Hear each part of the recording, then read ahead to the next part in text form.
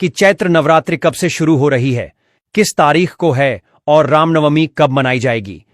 साथ ही इस वीडियो में हम जानेंगे कि नवरात्रि का पूजन कैसे करना चाहिए, किन महिलाओं को व्रत रखना चाहिए और किन्हें नहीं रखना चाहिए, व्रत और पूजा के नियम क्या हैं। यह वीडियो आपके लिए बहुत उपयोगी होगा, इसीलिए इसे अंत तक जरूर देखें। जय माता दी। चैत्र नवरात्रि फाल्गुन मास के समाप्त होते ही शुरू हो जाती है।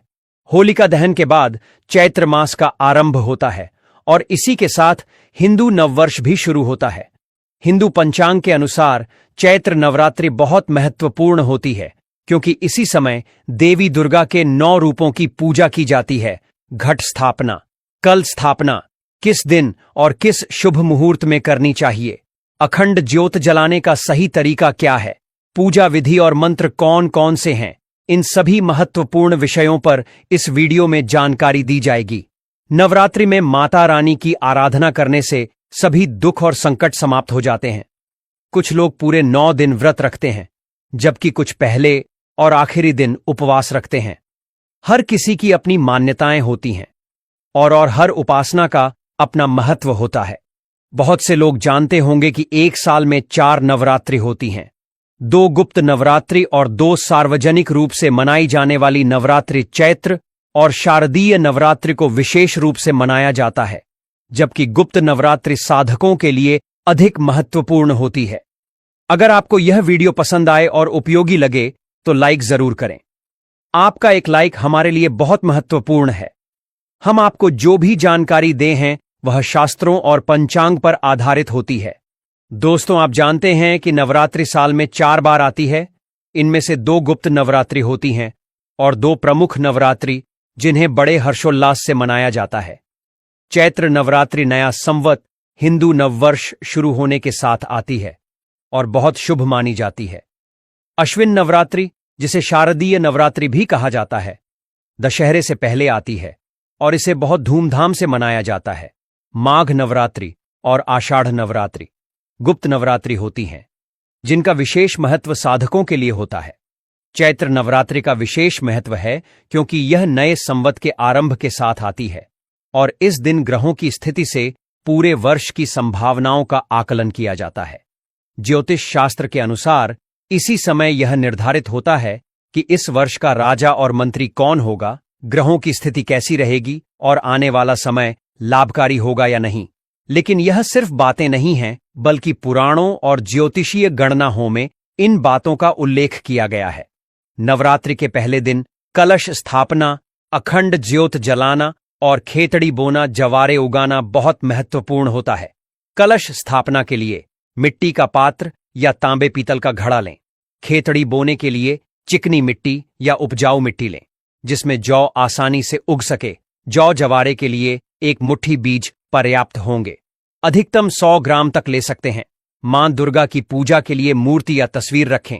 अखंड ज्योत जलाने के लिए तेल या घी का बड़ा दीपक या कटोरी का उपयोग करें। यदि अखंड ज्योत जलाना संभव ना हो तो नियमित दीपक जलाकर भी माता की आराधना कर सकते हैं। कलश स्थापना के साथ व्रत और पूजन का संकल्प लें।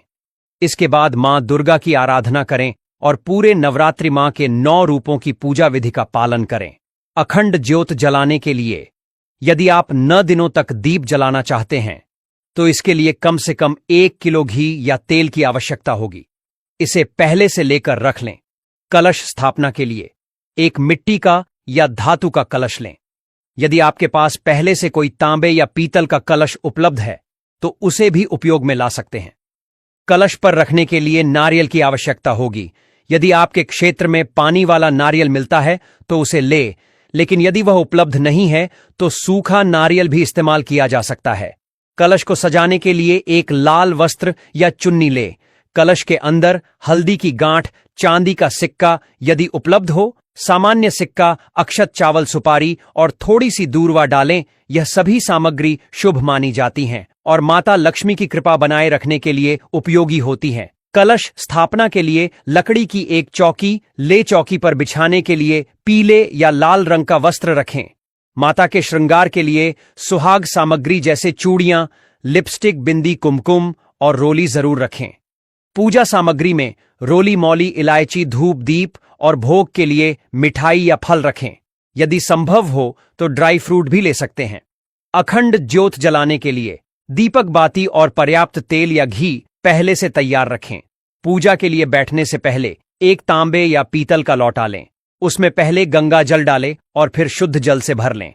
अब पूजन विधि की ओर बढ़े। सबसे पहले पूजा स्थल का शुद्धिकरण करें। पूर्व दिशा की ओर मुख करके बैठे और पूजा स्थल पर हल्का जल छिड़क ताकि स्थान शुद्ध हो जाए। जो भी सामग्री आपने पूजा के लिए इकट्ठा की है उसका भी शुद्धिकरण करें ताकि पूजा पूरी श्रद्धा और पवित्रता के साथ संपन्न हो सके। जहां पूजा करनी है वहां जल और पुष्प छिड़क कर शुद्धिकरण करना है और एम का उच्चारण करना है।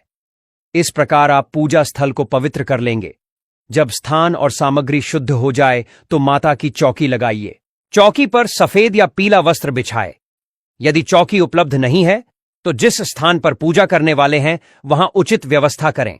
अब सबसे पहले माता की तस्वीर या मूर्ति को वहां स्थापित करें। माता को विराजमान करने के लिए अक्षत लेकर उनका आसन बनाएं और फिर तस्वीर या प्रतिमा को वहां रख दें। इसके बाद जो जवारे जौ बोने वाले हैं उन्हें 1 या 2 घंटे पहले पानी में भिगोकर निकाल लें। मिट्टी के पात्र को अच्छे से धोकर शुद्ध करें, उसमें रेत डालें और फिर जौ डालें। जौ डालने के बाद उस पर हल्की सी मिट्टी की परत डालें। माता की दाहिनी ओर इस पात्र को रखें। इसके ऊपर यदि चाहे तो कलश रख सकते हैं या फिर अलग से भी कलश स्थापना कर सकते हैं। यदि अलग से कलश स्थापित कर रहे हैं तो पहले उसके नीचे चावल या गेहूं रखें और फिर उस पर कलश स्थापित करें। कलश में गंगा जल डालें और उसमें हल्दी की गांठ, साबुत हल्दी, रुपये का सिक्का या चांदी का सिक्का, कमल गट्टे यदि उपलब्ध हो, सुपारी और दूर्वा डालें। सुपारी और सिक्का डालना आवश्यक है। बाकी सामग्री ना होने पर भी कोई समस्या नहीं है। अब कलश को ढक दें और उस पर थोड़ा सा अक्षत डालें। फिर उसके ऊपर नारियल स्थापित करें। नारियल के ऊपर चुनरी लपेट या फिर यदि चुनरी उपलब्ध ना हो तो कलावा या सफेद धागा लपेट सकते हैं। नारियल को कलश के ऊपर इस प्रकार रखें कि उसका मुख आपकी ओर रहे। अब अखंड ज्योत जलाने की तैयारी करें। इसके लिए एक बड़ा दीपक लें, उसमें बत्ती लगाएं और किसी पात्र में रखकर घी भर दें। ज्योत स्थापित करने के लिए उसके नीचे भी चावल रखें। चावल का आसन बनाकर उस पर ज्योत रखें। यह ज्योत 9 दिनों तक निरंतर जलती रहनी चाहिए, इसलिए इसे सुरक्षित स्थान पर रखें। अब भगवान गणेश की प्रतिमा स्थापित करें। इस प्रकार पूजा की संपूर्ण आवश्यक प्रक्रिया पूर्ण हो गई है और आप माता की आराधना के लिए पूरी तरह तैयार हैं। अब हम पूजन आरंभ करेंगे। सबसे पहले संकल्प लिया जाएगा। संकल्प से पहले जल से शुद्धिकरण किया जाएगा। आप आसन पर बैठे अपने हाथ पृथ्वी पर लगाएं और माता पृथ्वी से प्रार्थना करें। मंत्र उच्चारण करें।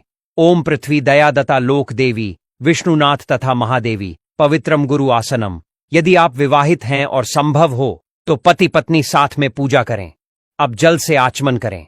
सीधे हाथ में जल लें और सामग्री के साथ एक दीप प्रज्वलित करें।